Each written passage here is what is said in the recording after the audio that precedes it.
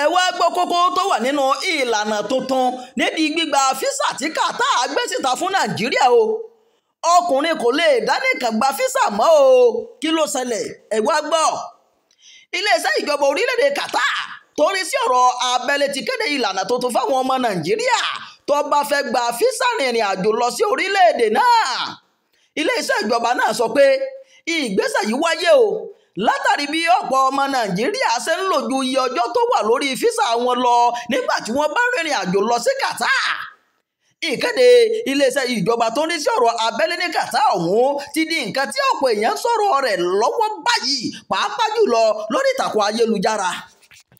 Àtúnṣe àkọ́kọ́ tí Qatar kéde báyìí ni pé ọmọ Nàìjíríà tó bá fẹ́ gba físà rìnrìn àjò lọ sí Qatar gbọ́dọ̀ sanwó ọkọ̀ bàálù tí yóò gbé padà sórílẹ̀-èdè Nàìjíríà sílẹ̀ bí ó bá ti sanwó ilé ìtura tí ó fẹ́ dé sí ní Qatar kó tó di pé yóò gba físà.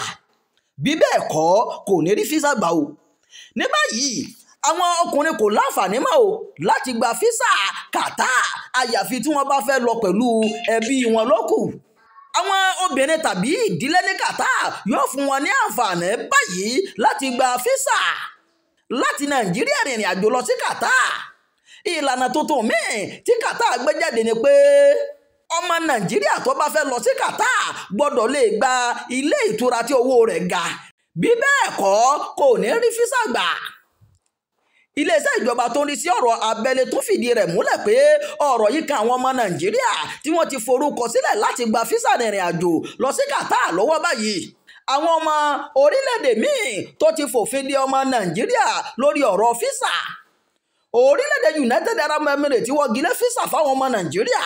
Ṣẹ́gbàgbé lọ́dún 2022 ní ìjọba ilẹ̀ United Arab Emirates fòfin de àwọn ọmọ Nàìjíríà láti má lè ṣàbẹ̀wò sílẹ̀ náà mọ́ o.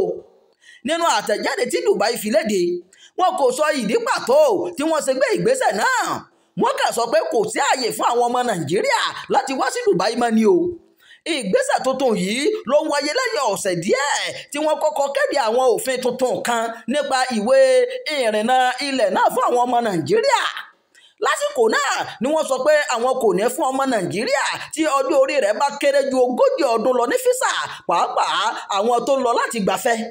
Yàtọ̀ sí Dominican Republic tí kìí ṣe orílẹ̀-èdè Áfíríkà ṣùgbọ́n tí wọ́n wọ́gilé físà fún ọmọ ìlú wọn.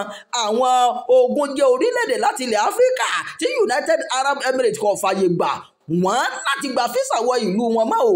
Nínú wọn ni Ghana, orílẹ̀-èdè Sierra Leone, Sudan, Cameroon, orílẹ̀-èdè Nàìjíríà, Liberia, Burundi, Republic of Guinea, orílẹ̀-èdè Gambia, Togo, Democratic Republic of Congo, Senegal, Benin, Ivory Coast, Congo, Rwanda, Burkina Faso, Guinea-Bissau, Comoros àti Uganda. Ìròyìn ìyàgbọ́ fún ti àkókò yìí kò ní jù báyìí lọ. Ẹ má gbàgbé láti kàn sí ìkànnì Jígí Alára. Ẹ máa bá wa pín ká o. Ẹ máa fi èròǹgbà yín sábàlá àríwísí.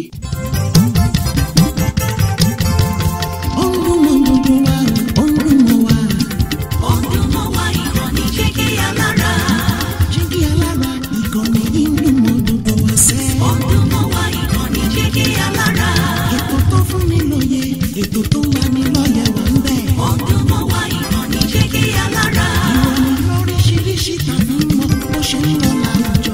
Ọdún mọ́ wá ìkànnì Jígí Alára. Ìkànnì Jígí Alára. Jígí Alára. Jígí Alára.